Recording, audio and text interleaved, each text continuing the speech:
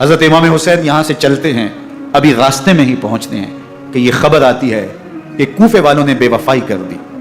हज़रत मुस्लिम बिन अकील रज़ी अल्लाह ताला अन्हु को शहीद कर दिया गया। नोमान बिन बशीर माजूल कर दिए गए।